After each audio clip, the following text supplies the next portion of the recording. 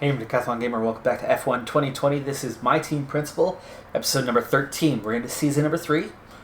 We've just had our third race of the season. We're at Vietnam, the Hanoi circuit. And the first two races went really, really well this season. We've come out to start the season with the best car on the grid, and it's showing.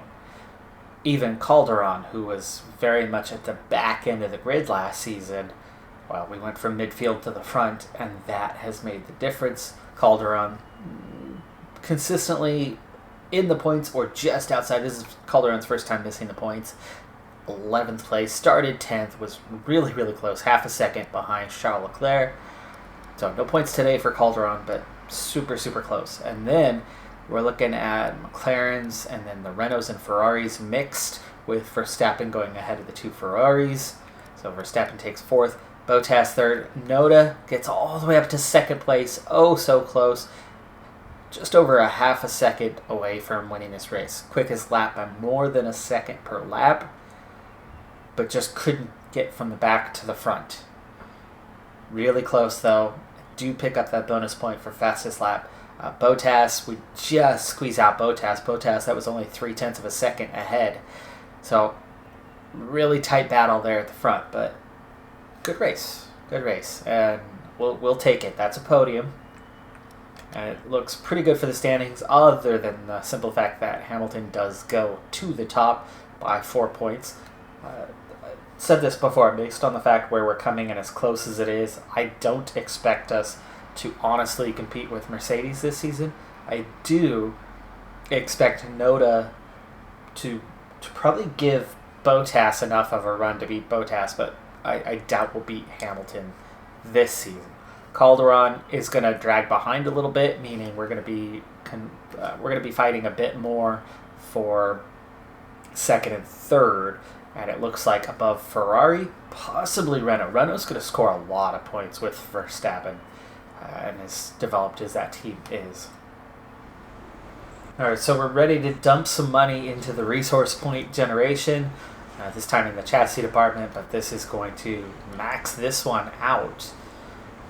Push us that one step further towards rapid development of the car, for one thing, but also getting the spec up in the department. It's going to make a big difference.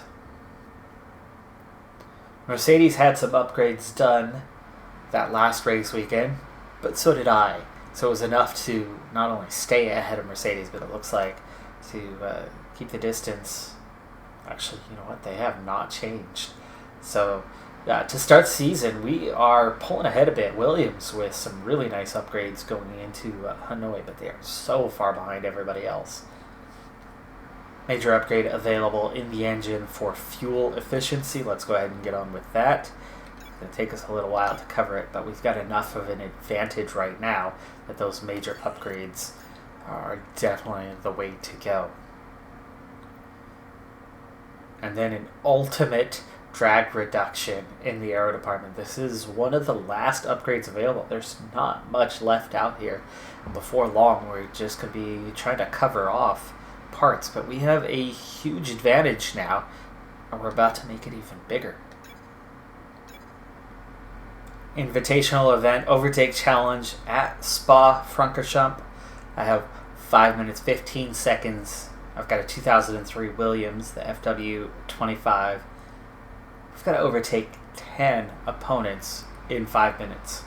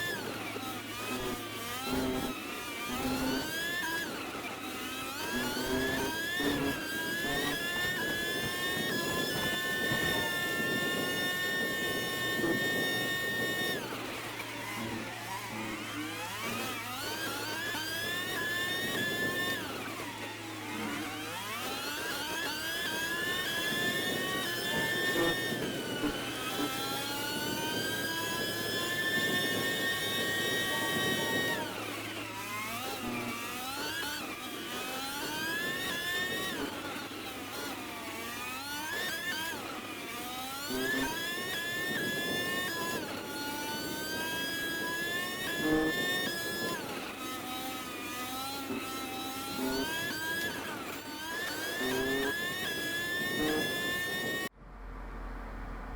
was nice that after Eau Rouge and Radeon, a little mistake in there, that I was able to recover and make not only the final overtake, but the final 3 overtakes all at once on the straight there, and then had close to 30 seconds to spare on that by that point.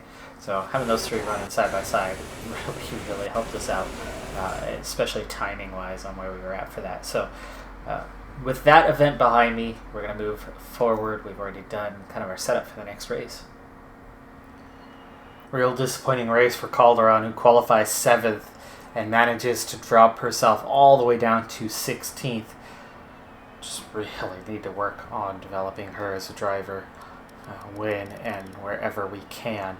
Meanwhile, it's Bottas who claims the win today after starting alongside Hamilton on the front row, but Hamilton drops to 4th, and Noda with another 2nd place finish, again with the fastest lap, and again less than a second away from the race win. Just charging through the field in these races, but coming up ever so short.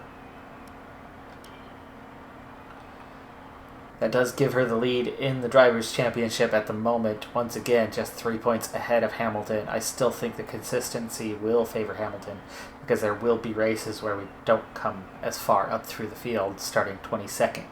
You got to figure anyway. Bottas finishes, or at least at this point, through 4 races, has 65 points, so 15 behind his teammate, 18 behind me.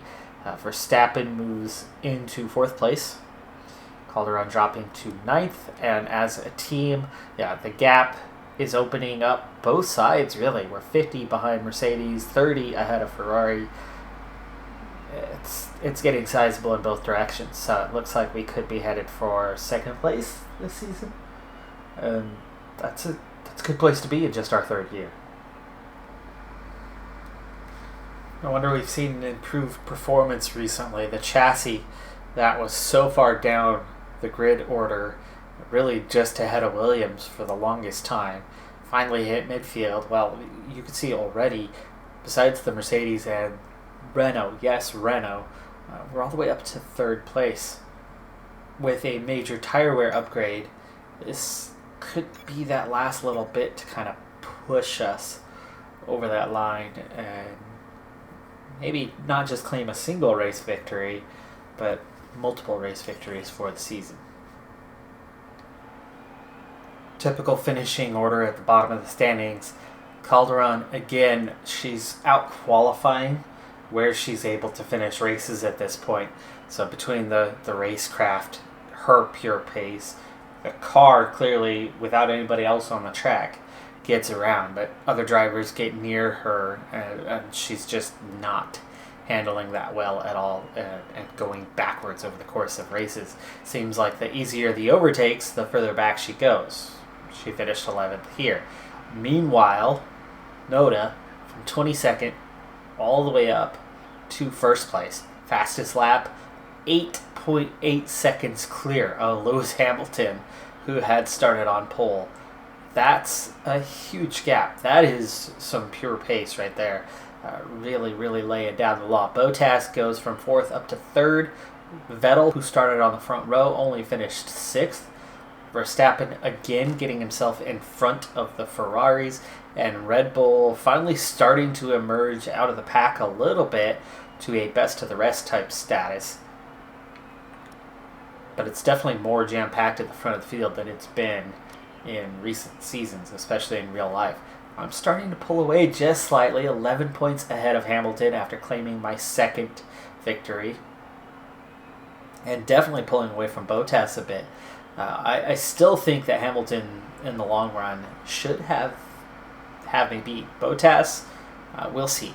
But it also depends, I suppose, on how things have gone, right? Here in game, the last question mark, and here, Bottas has a couple championships. So we'll see if those two start battling each other.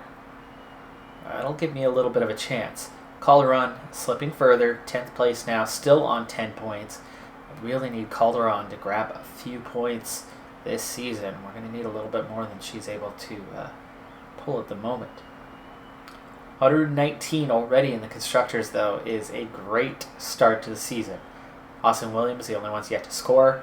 Racing Point, Alfa Romeo, only one each. The ultimate upgrade already done in the Aero. I have 3 minor upgrades before we have 2 last ultimate upgrades. I'm going to go ahead and take care of all 3 of those, including the one that doesn't unlock any of the others just yet. So we'll get that going first. It is Aero. I can do more than one at a time. However, our durability lags so far behind everybody else. I'm going to go ahead and actually take the next, and this one, major upgrade in the durability in the reliability department. Unlike in real life, the Spanish Grand Prix this time was something exciting, because in real life the only excitement at the Spanish Grand Prix was the fact that it was in Barcelona and that Barcelona lost 8-2 to Bayern Munich in the Champions League. This, however, is a car coming from last place to first place to claim the victory. Bottas goes from 14th to take second, and Hamilton from pole losing the race and dropping to the last spot on the podium in third and extending my lead in the championship by another 11 points. Also, almost equally exciting after I claimed my 3rd win of the season is that Tatiana Calderon starts 11th and finishes 6th this week. That's pretty huge. Ricciardo in the Ferrari started on the front row but only finished 5th. Verstappen started 15th and finished 4th.